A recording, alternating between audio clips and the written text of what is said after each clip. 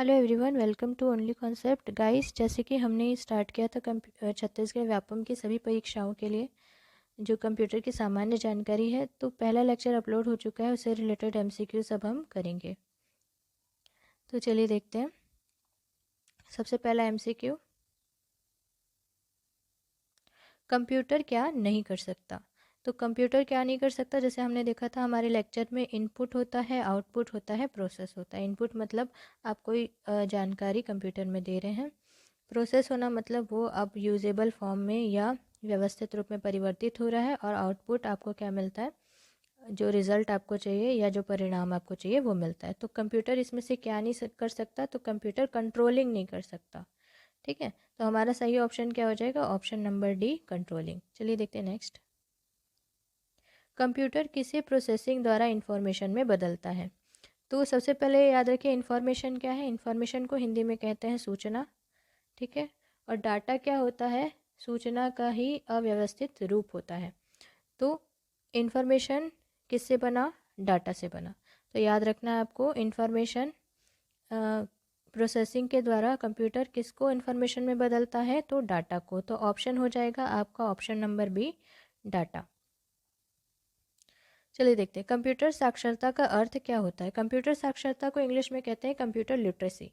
Computer literacy या computer साक्षरता का अर्थ क्या होता है।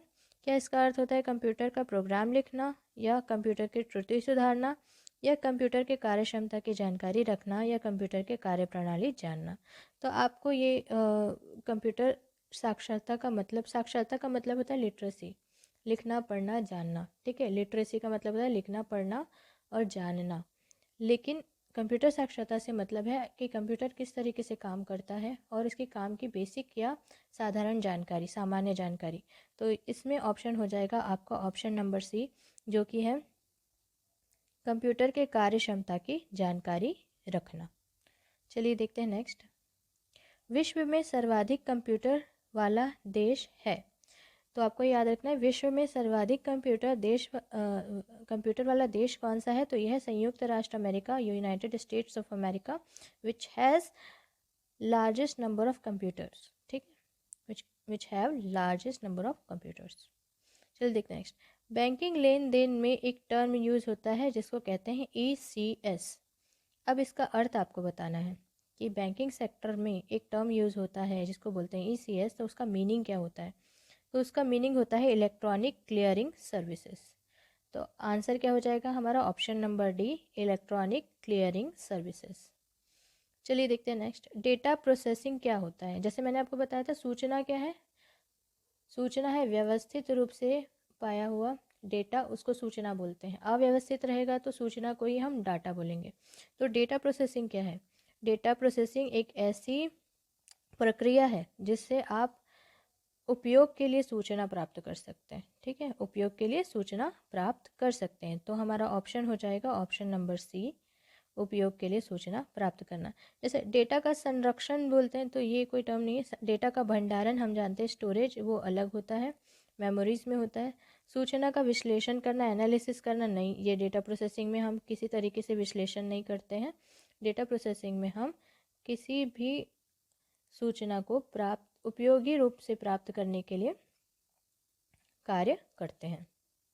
चलिए देखते हैं नेक्स्ट। इनमें से कौन सा कंप्यूटर का गुण नहीं है। जल्दी निर्णय लेने की क्षमता, तो ये तो सही है। गोपनीयता, सीक्रेसी, हाँ, अगर आप उसको पासकोड डाल दें या उसमें कोई पासवर्ड डाल दें, ऑथेंटिकेशन डाल दें, ठीक है, तो आप डेटा को गोपनीय रख सकते हैं।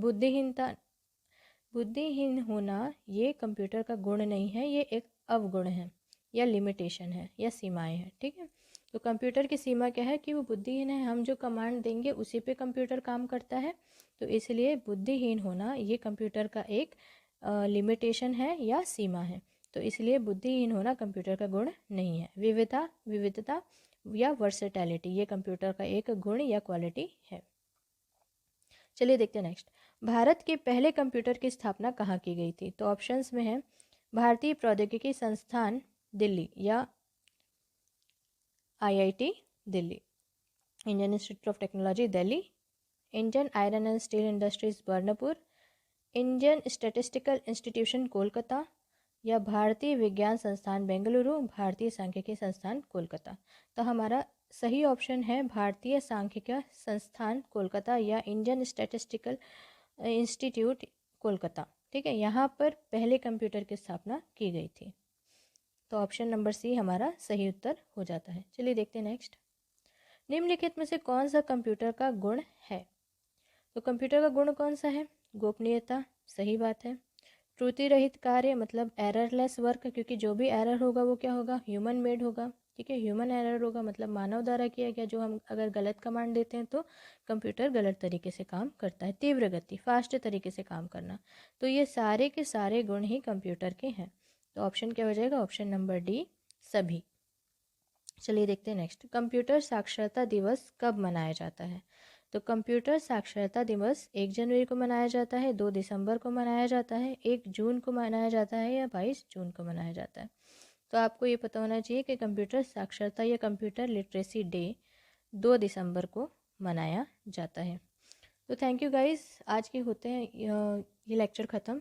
और ऐसे ही रेगुलरली आपको अपडेट्स मिलते जाएंगे। अगर आपको कंप्यूटर लेक्चर से कंप्लीट लेक्चर सीरीज़ चाहिए कंप्यूटर की, तो विद इन फ्यू डेज़ हमारी वेबसाइट में ये लेक्चर सीरीज़ अपलोड हो जाएगी।